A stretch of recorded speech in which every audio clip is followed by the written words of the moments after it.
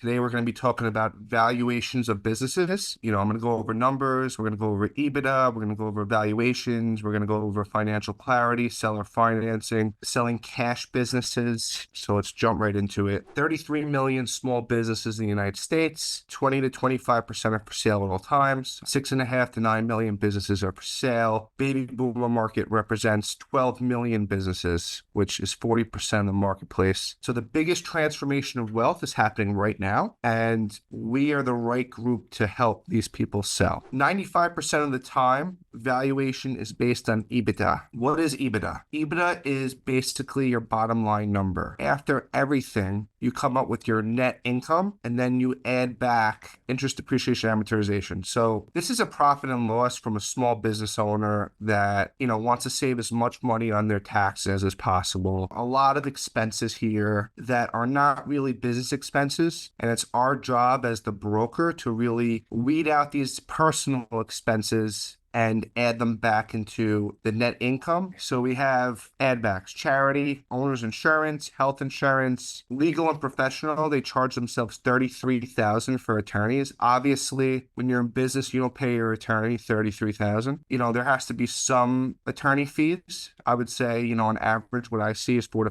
$5,000. So I should take out $4,000 to $5,000 here. Loan interest, this gets deducted back into the cash flow. Owner's salary, these owners don't work there. So anyone that's buying this business, they're going to inherit this salary, and that's going to be added to the bottom line. So you add all this back, the add backs come out to 275. What he's really showing on his P&L is 529. So his true EBITDA is 805. So a lot of these businesses, they don't show this. This is a very good business because it shows a lot of profit. It's very important as a business owner to really understand your add backs so you can understand what your bottom line number is. Businesses are valued based on a multiple of EBITDA. Multiple means a number of times of the EBITDA. So for an example, let's go to laundromats. 3 to 6 times EBITDA. So it's a big difference, 3 times to 6 times. If a business makes $500,000 a year, that's from 1.5 million to 3 million. It's a big spread. How do you determine if it's a 6 times or a 3 times? Well, there's a lot of factors in the laundromat business. There's machinery. The machine's new. It's going to be a higher multiple. If the EBITDA is over 250,000, it's going to be a little higher of a multiple than something that's 100,000, because something that's 100,000, you're basically buying a job, and that's more of a 3x. Length of lease is huge in the laundromat space. It could take you 6 years to make your money back. So you need a long lease, because if you have a 10-year lease, 6 years will make your money back, and then you have 4 years left. And if you try to sell it, no one's going to buy it with 4 years left. So you have to have a long lease in the laundromat business. That's going to help your EBITDA. Liquor stores. This and hotels are cases that don't always go by multiple of net. I sell liquor stores 2 to 3x sometimes. When I first started in this business, I was taught by a mentor of mine that has been doing it for 50 years, since the 50s and 60s. He takes a percentage of gross. So say a liquor store does $1 million a year. Let's make it simple. The liquor store will be valued at 30% of the gross, so 300K, plus whatever the inventory is. Inventory is always sold dollar for dollar, wholesale, not retail. Wholesale, what they buy it for, separate from the sale of the price. In the liquor store business and the supermarket business. Auto body. Auto bodies are usually valued 2 times the EBITDA or 2 times the net. Not auto repair, auto body. It's a big difference. Distribution, manufacturing, great businesses, it's really 3 to 5 times. This was an older thing that I took. Again, to get to that 5-time level, you have to have your EBITDA over 500,000 in the manufacturing business. Under 500,000, then it's going to be closer to 3 to 4. Subscription-based businesses. This is such a lucrative business. Abbreviated SaaS, SaaS. These businesses are they're recurring revenue. So people that pay monthly. I've sold a SaaS business for 10 times before. So if a business nets $2 million, it could be worth 20 million, depending on different KPIs, key performance indicators, size of customers. There's a lot of factors that give you the 10x. Home service businesses, depends on EBITDA level. EBITDA is over $2 million, be up to 8 times. If it's under 500,000, it can be 3, 4, 5 times. It all depends. Home service is HVAC, roof roofing, plumbing, hotels. Outside New York City, hotels trade on a multiplier of gross revenue. And if you're in Manhattan, if you're in Las Vegas, if you're in Los Angeles, you're going to sell price per key. In New York City, for example, I have a $800 million listing and it's $1 million a key. So it varies where you are. Then we have the smaller businesses with the pizzerias. Pizzerias trade between 1.5 to 2 times net. And the old rule of thumb was 15 to 18 times weekly gross sales. So say if a pizzeria is doing $10,000 a week, pizzeria is going to be worth between 15 times, so 150K, to 18 times, 180K, and then inventory is separate. So if you correlate that to the net, a pizzeria that does 10,000 a week usually should profit 18 to 20%, 1,800 to 2K a week. So it's $100,000, 80,000 to 100,000 net. Times 2 is 160. So pretty much the same value right here. Deli, same thing. Pharmacies is actually done on a percentage of sales. So pharmacies, they have big numbers. Some pharmacies do 10 million bucks, but doesn't mean they're making a lot of money. So they're valued between 10 to 20% of sales. Supermarkets, 2 to 4 times EBITDA, or 15 to 20 times weekly sales. Car wash is my favorite. It used to be 2 times gross, 1.5 to 2 times gross back in the day, like 10 years ago. But now it's really 4 to 6 times EBITDA. Financial clarity, as far as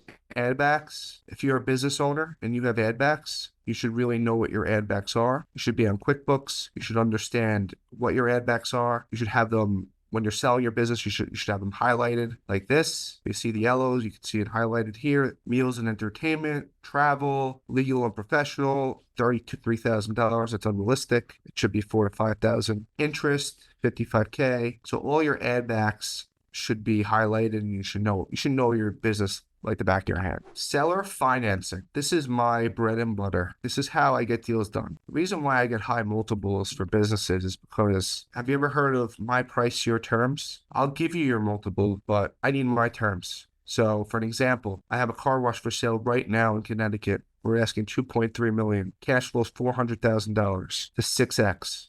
How do I get there? I can't give someone $2.3 million all cash. No way. No one's doing that. So what we do is we structure the deal. Give me $600,000 down. The remaining balance of $1.7 million will be paid over 25 years at 7%. So you're still getting your full 6-time multiple. You're holding a note. You're taking $600,000 down. At closing, your cash is less, but you're getting interest on that money. So you're getting 7%. You'll be surprised how much interest that is. That's millions of dollars. So that's what I explained to these sellers. You're going to get millions of dollars of interest, and you're going to be able to defer your capital gains over that course of the note, or however your accountant structures it. That is tremendous. If you get 2.4 million, so you're in a 30% bracket, you have to pay 30%. That's $700K you have to pay in taxes. If you take that 2.3 million minus the 600, 1.7, and defer that over 25 years or 10 years or however your accountant does it, I'm not an accountant, then your capital gains is way lower. That's a win-win for the buyer, because then the buyer's like, wow, I only need 600K to come into this deal. My cash on cash returns higher, and that's a win-win for the seller. This is huge. Selling cash businesses. How do you sell a business that doesn't report anything? Do you think it's possible? It's definitely possible. But the only way it is possible is if you sell the seller. If you have that relationship with the seller, so I'm talking to the seller, Mike, and he tells me that he's doing $2.8 million in gross sales and he's making $600,000 in his pocket. But I look at his tax returns, I look at his financials, and it shows that he's making $1.5 million instead of 2.8. I'm like, Mike, you told me you're making 2.8 million and you're netting 600. I see 1.5 million and you're netting 300. How am I going to sell this?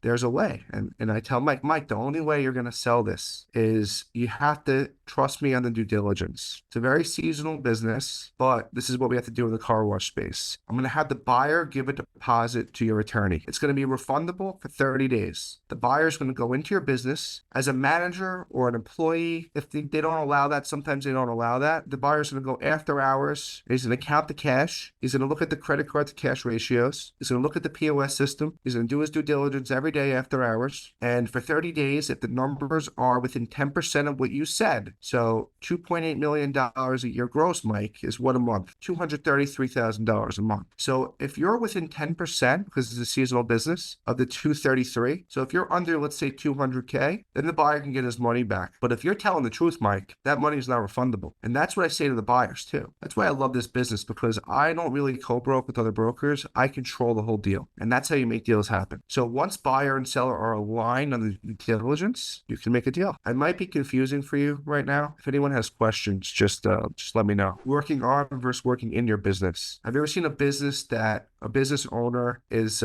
working in this business every day? He's the pizza guy making the pizza every day. He wants to sell his business and he's just trapped inside. That business is not as attractive as someone that's has a pizza man, goes in once a week, collects the cash, and leaves. What business is more attractive? Someone that's working every day, or someone that comes in, grabs the money and leaves? Obviously someone that grabs the money and leaves. So when you're selling your business, you have to shift from operational tasks. You got to really get into strategic management. You got to put people in place. Like in my business, it took me years to get where I am now, but I have teams in place that are making deals. It's not me who's doing all the deals anymore. It was me for a long time, but now I put people in place and now everyone's doing the deals. It's all about what goes in your pocket. So a lot of the misconceptions of all these owners is, I want to sell my business for $10 million, but what are they going to pay in taxes? Taxes are your biggest expense. That's what Mr. Wonderful always says. So if you get $10 million up front and you have a 30% hit, that's $3 million you got to pay to the government. That's your partner. How do you capitalize on really just putting as much in your pocket as possible? Seller financing, that's a huge way. You're not saving capital gains, but you're deferring them. Doing the equity rollover. So a lot of my deals, like these bigger deals, I convince the owners to keep equity in the deal so they can save on their taxes, and they also can get a second hit in 5 years. If a private equity company buys the business, they're going to get a second hit. There's a lot of ways which I can go over on how to put more money in your pocket. Mitigating risk, concentration of revenue. This is huge. You have a turf company that you're selling. All of your revenue is residential, no commercial, no recurring revenue. Recurring is key. How do you get those monthly customers? Your concentration of revenue, you always want to try and get as much recurring as possible, and you want a nice diversification. So God forbid one customer leaves, your business is not ruined. And exit planning. Why do people want to sell? What's the emotional aspects of selling your business? They want freedom. They want financial freedom. That's what everyone wants. They want options. They want freedom. So when you're speaking to these business owners, when I speak to these business owners, try to bring the emotion out of it. I try to ask them what they're going to do next. Once you get emotional with someone and you get them, you lock them in emotionally, you're going to get the listing and you're going to sell the deal because you're that committed to it. Next Wednesday, I'll come up with the topic. You'll see it on my social media, and I look forward to seeing everyone here. Thank you so much for coming. Have a great day, and just kill it today.